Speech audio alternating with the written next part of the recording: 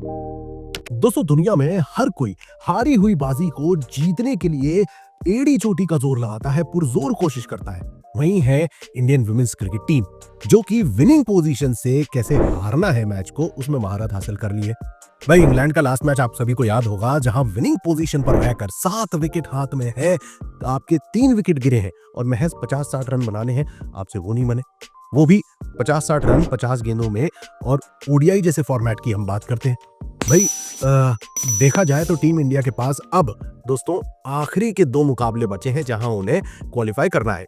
Video में आगे बढ़ूं उससे पहले एक नजर आप पॉइंट्स टेबल पे डाल लीजिए, क्योंकि यहां पर आपको इंडिया चौथे पायदान पर तो जरूर दिखेगी। उसके ठीक नीचे है न्यूजीलैंड। दोनों टीम्स के 5-5 मैचेस हैं, यानी कि 2-2 मुकाबले दोनों टीम्स के बचे हुए हैं। न्यूजीलैंड भाई अगर इंडिया को मात दे देती है तो डेफिनेटली वो आगे बढ़ती नजर आ सकती है, क्योंकि हमारा अपकमिंग कॉन्टेस्ट है इंडिया बनाम न्यूजीलैंड। अब ये जो मुकाबला है नवी मुंबई के मैदान पे खेला जाएगा कल दोपहर 3 बजे से इंडियन टाइमिंग के अनुसार। अब इस मैच से जुड़ी लेटेस्ट अपडेट्स, फैक्ट्स और स्टैट्स से भरपूर इस वीडियो में दोस्तों आप सभी का स्वागत है, जहां आज हम बात करेंगे इस मुकाबले की A to Z detailed updates के बारे में, और देखेंगे कि आखिर किस टीम का पलड़ा यहाँ पर भारी हो रहा है, और क्या टीम इंडिया ये मुकाबला जीतकर भाई क्वालिफायर्स की ओर बढ़ती दिखाई दे सकती है। क्योंकि जब हम बात करते हैं सबसे पहले नवी मुंबई के मैदान की, देखिए मैदान की बात कर लेते हैं, क्योंकि एक ही मुकाबला ओडीआई का यहाँ पर हुआ है, जिसको ध्यान में रखते हुए हमें आगे बढ़ना है। नवी मुंबई के ट्रैक पर बांग्लादेश और श्रीलंका के बीच एकमात्र मुकाबला हुआ था। श्रीलंका में पहले बल्लेबाजी करते हुए 202 रन बनाए थे, मुकाबला जीता था। अब इस मैच में 15 विकेट चटकाए गए थे, महज 2 विकेट पेसर्स ने, 13 विकेट स्पिनर्स की झोली में गिरे थे। यानी कि ये जो मुद्दा है बॉलर्स का, ये डिपार्टमेंट में इंडिया का अपर हैंड रह सकता है। लेकिन यहीं पर दोस्तों जब हम हेड टू हेड कंपैरिजन पे गौर करते हैं तो मामला थोड़ा सा बिगड़ता है, क्योंकि पिछले 9 मुकाबलों में, यानी कि 2020 के बाद जो 9 मुकाबले हुए हैं, उसमें से 6 मैचेस न्यूजीलैंड ने और मात्र 3 मुकाबले इंडिया के पक्ष में गए हैं। अब ये तो कहने वाली बात है कि यार टीम इंडिया जो है गेंदबाजी के लिहाज से अगर आप देखेंगे तो थोड़ा मजबूती से पेश आती नजर आ सकती है। टीम के पास कुछ ऐसे स्पिनर्स हैं जो कि कारगर साबित हो सकते हैं। लेकिन स्पिनर्स की जब हम बात करते हैं तो अमेलिया कैर जैसी खिलाड़ी तो न्यूजीलैंड के पास भी मौजूद है, जो कि आला दर्जे की गेंदबाज है। अब ऐसे में जब ये अपकमिंग कॉन्टेस्ट होगा तो भाई प्रोबेबल 11 और टॉप परफॉर्मर्स कौन कौन से हो सकते हैं। अब यहीं पर दोस्तों अगर हम मैदान के लिहाज से देखते हैं तो कैप्टन्स पहले बल्लेबाजी करना पसंद कर सकती हैं, just to be on a safer side. यहाँ पर पहले मैच को ध्यान में रखते हुए कैप्टन्स पहले बल्लेबाजी कर सकती हैं। अब अगर यहीं पर हम बात करें टीम्स की, तो इंडिया की ओर से एक बड़ा चेंज हमें अमूमन देखने को मिला है, जो कि थ्रू आउट द सीरीज हमें दिखा है, वो है जमीमा रॉड्रिग्स। अगर वो खेलती हैं तो नीचे गेंदबाजी में आपके पास रेणुका सिंह ठाकुर का ऑप्शन नहीं मिलेगा। हालांकि रेणुका सिंह ठाकुर जिस लिहाज से अगर जो ट्रैक रहा है, यहाँ पर एक बेटर बॉलर हमें देखने को मिल सकता है, जहाँ पे अमनजोत कौर, स्नेह राणा, क्रांति गौड़, श्री चरणी अलॉन्ग विद दीप्ति शर्मा, एक डिसेंट लाइनअप यहाँ पर दिखाई देता है गेंदबाजी का। वहीं बल्लेबाजी के तौर पर अगर आप देखें तो जो हमें सबसे बात खल रही थी, स्मृति मंदाना की फॉर्म जो स्टार्टिंग में 2 मैचेस नहीं चली थी, वो अब back to back run score कर रही हैं। मंदाना के पास अगर आप देखें तो 5 मैचेस में 222 रन हो गए हैं। टीम की लीडिंग रन स्कोरर है विद 2 हाफ सेंचुरीज, 94 का स्ट्राइक रेट है, और इन्हें सपोर्ट करती हैं प्रतिका रावल। देखो टॉप ऑर्डर में टीम इंडिया को कभी प्रॉब्लम नहीं हुई है, क्योंकि प्रतिका रावल ने भी स्मृति मंदाना के साथ बेहतर परफॉर्म किया है। 5 मैचेस में 186 रन है, 70 का स्ट्राइक रेट है, 1 हाफ सेंचुरी भी इस दौरान इसमें शामिल है। तो इन 2 बल्लेबाजों के अलावा अगर आप बैटर्स पे मिडिल ऑर्डर पे गौर करते हैं तो टीम इंडिया ने थोड़ा निराश जरूर किया है इस वर्ल्ड कप में।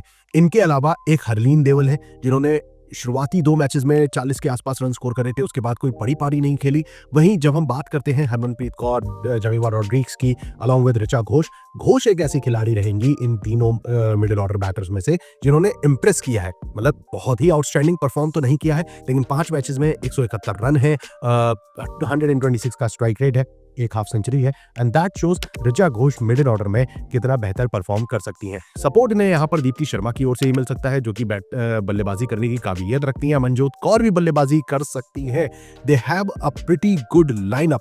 दोस्तों यहाँ पर जब हम बल्लेबाजों के अलावा गेंदबाजों पे गौर करते हैं तो इस ट्रैक को ध्यान में रखते हुए दीप्ति शर्मा की फिरकी कारगर साबित हो सकती है, जो कि 5 मैचेस में 13 विकेट ऑलरेडी ले चुकी हैं, शानदार फॉर्म में चल रही हैं, और इन्हें सपोर्ट मिलेगा यहाँ पर क्रांति गौड़ की ओर से, जो कि 6 विकेट चटका चुकी हैं। श्री चरणी के हाथ भी 8 विकेट लगे हैं 4.7 की इकोनॉमी के साथ, तो बॉलिंग अटैक डिसेंट है। स्नेह राणा भी अगर बेहतर परफॉर्म कर देती हैं तो न्यूजीलैंड को डेफिनेटली हराना थोड़ा बेहतर हो जाता है नवी मुंबई के ट्रैक पे।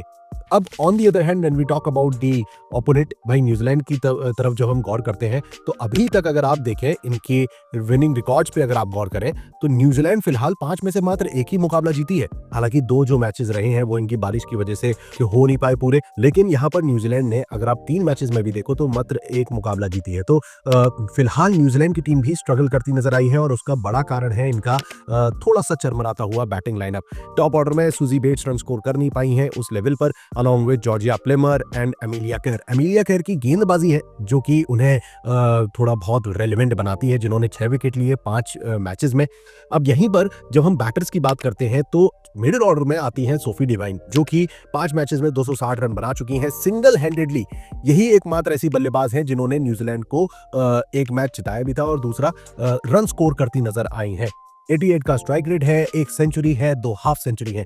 अगर इस बल्लेबाज को पार पा लिया टीम इंडिया ने तो डेफिनेटली थोड़ा और आसान हो जाएगा इंडिया के लिए इस मुकाबले को निकालना।